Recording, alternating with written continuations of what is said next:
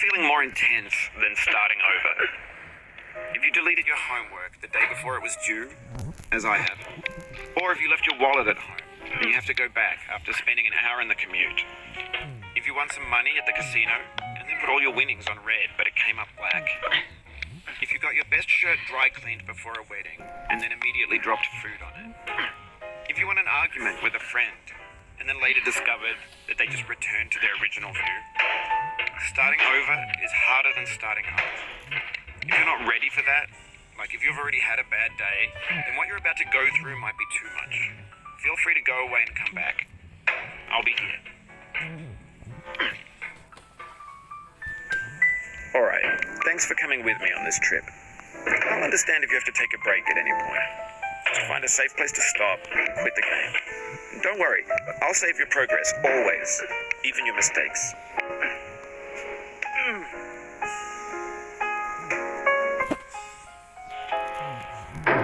This game is a homage to a free game that came out in 2002 titled Sexy Hiking.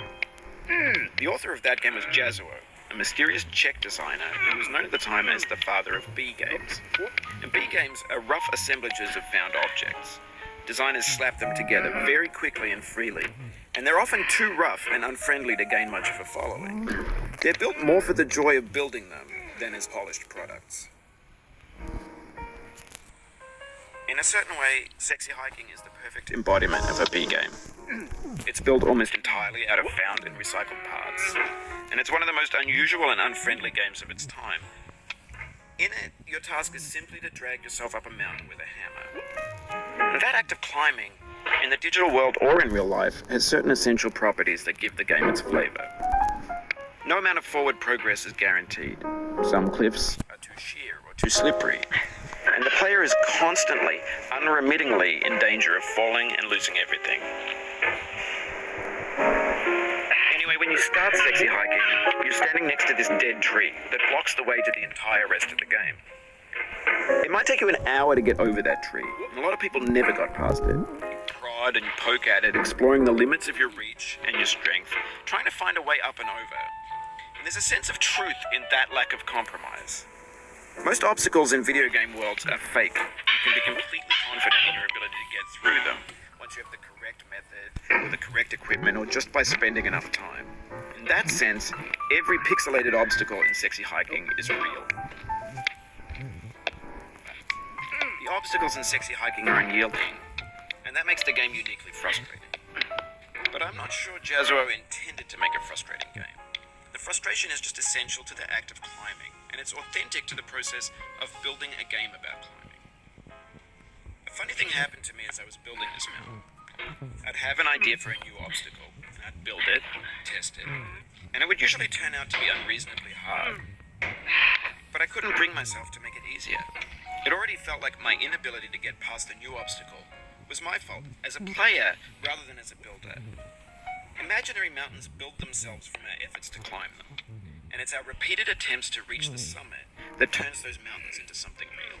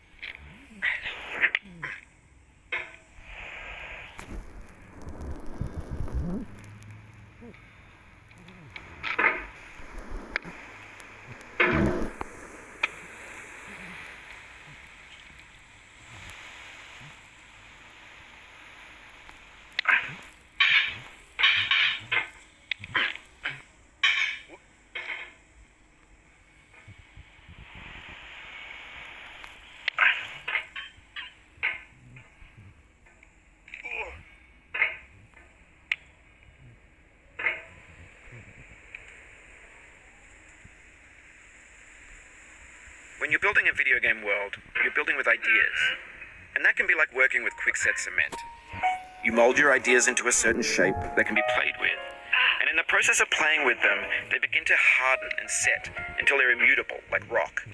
And at that point, you can't change the world. Not without breaking it into pieces and starting fresh with new ideas.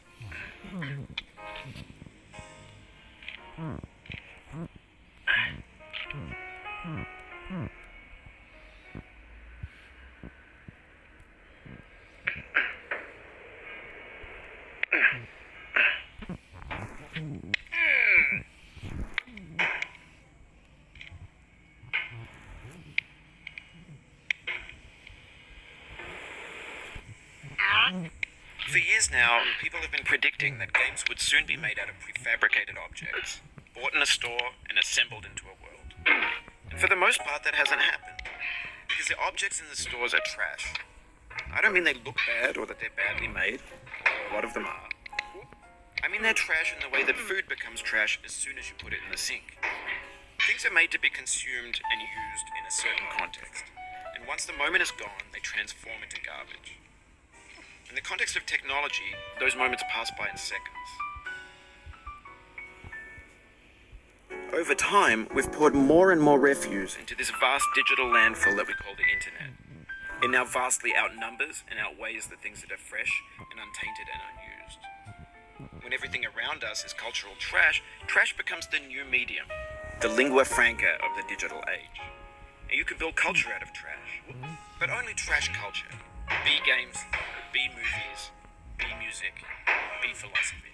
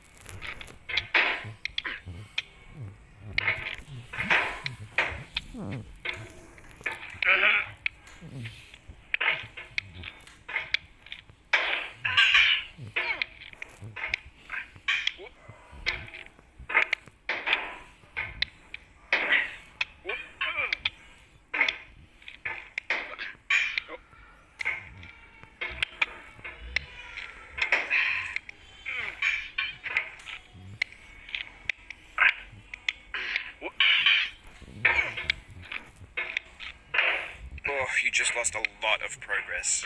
That's a deep frustration, a real punch in the gut.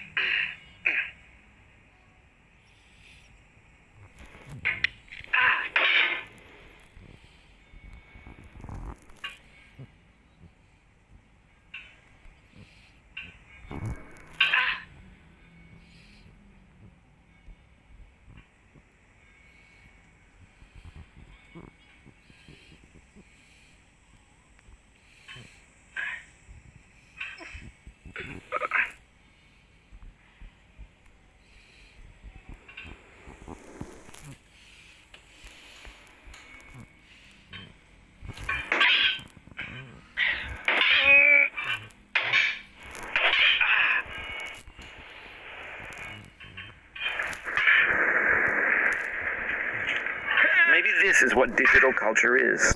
A monstrous mountain of trash, the ash heap of creativity's fountain. A landfill with everything we ever thought of in it. Grand, infinite, and unsorted.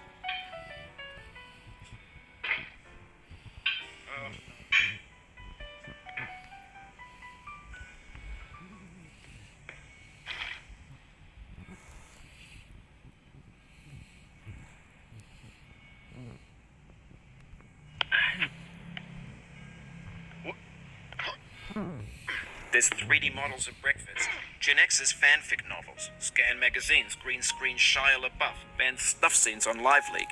Facebook's got lifelike bots with unbranded adverts and candid shots of Kanye and Taylor Swift mashups, car crash epic failed GIFs, Russian dashcam vids, discussions of McRibs, discarded, forgotten, unrecycled, muddled, rotten, untitled. Everything's fresh for about 6 seconds, until some newer thing beckons, and we hit refresh. And there's years of persevering, disappearing into the pile, out of style, out of sight. In this context, it's tempting to make friendly content that's gentle, that lets you churn through it but not earn it. Why make something demanding if it just gets piled up in the landfill, filed in with the bland things?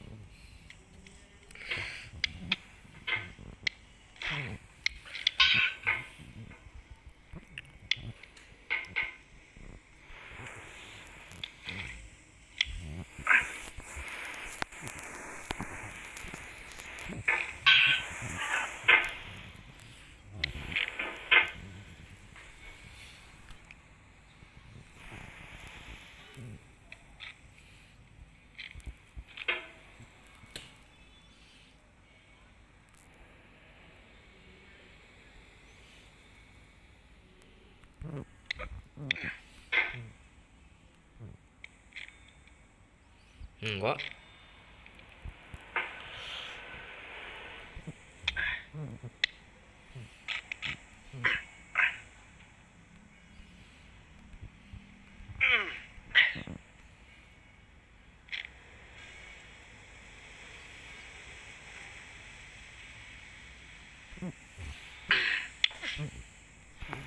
You've done this part before. You know it's possible. Just do what you did the first time.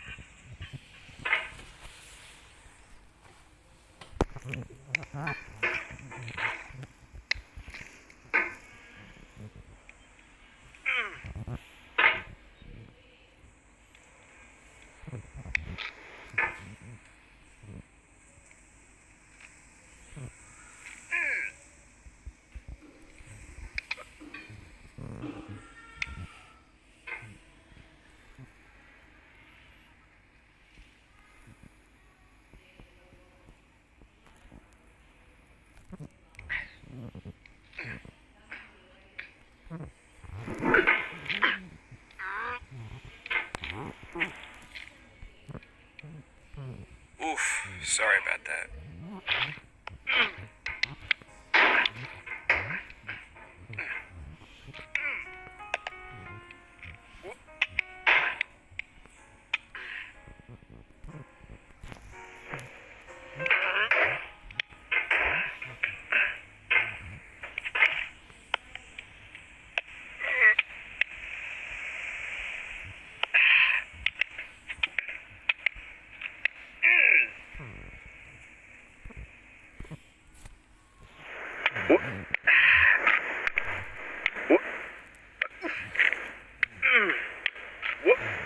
Oh, it happened again. Keep on trying. Don't let it